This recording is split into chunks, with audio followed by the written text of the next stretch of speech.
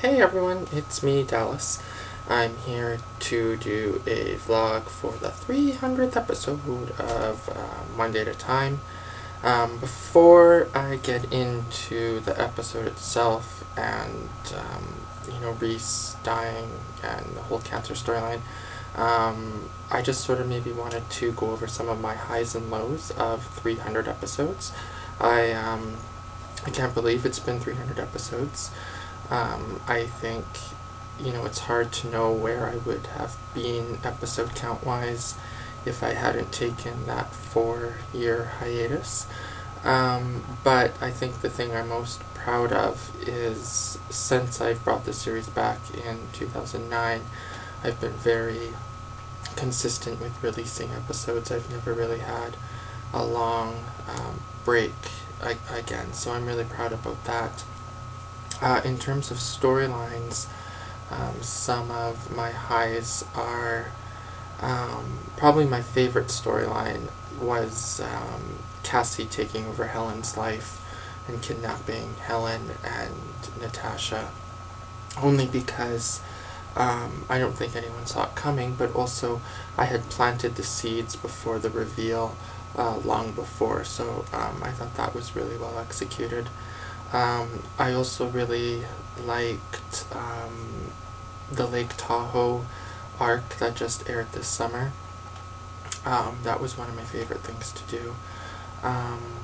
And yeah, I guess for lows, I'd say the first 25 episodes or so were pretty rough if I ever go back and read them. But at the same time, I'm happy that I've grown from that. I also just think the character of Madeline has never been necessarily my favorite to write. So there's that. So I want to hear from you guys. What have been some of your favorite moments, your least favorite moments?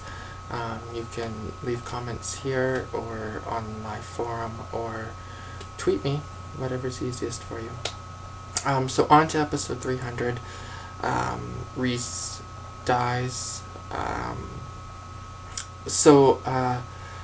Let me backtrack to how this storyline came about. One of my co-workers' niece was diagnosed with a rare form of lymphoma, and she started going to chemo, and they thought that she was better. They thought she was going to be, going into remission.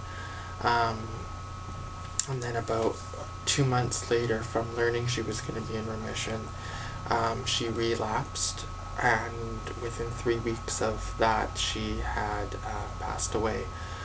She was only 22 years old. My coworker, her whole family was just devastated by this.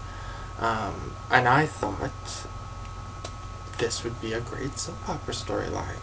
You have a character who goes through cancer.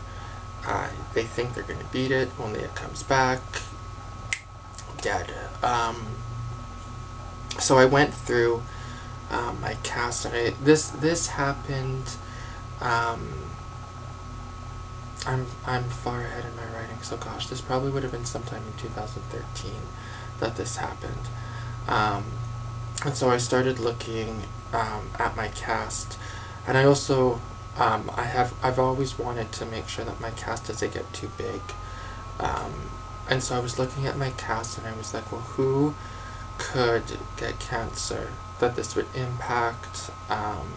It's a character that obviously has to die. But then it could also propel stories forward.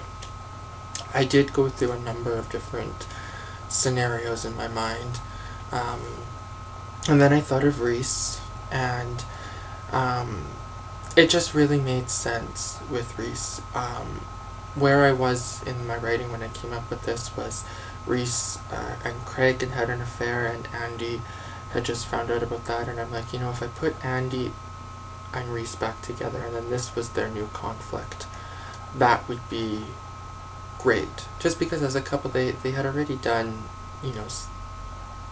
the typical soap opera triangles over and over and over again. And, I was talking about keeping my cast low, so I knew that this would get rid of Rhys, because he would die, but it would also give me a way to write off Madeline. So spoiler alert, in the upcoming episodes, Madeline does leave.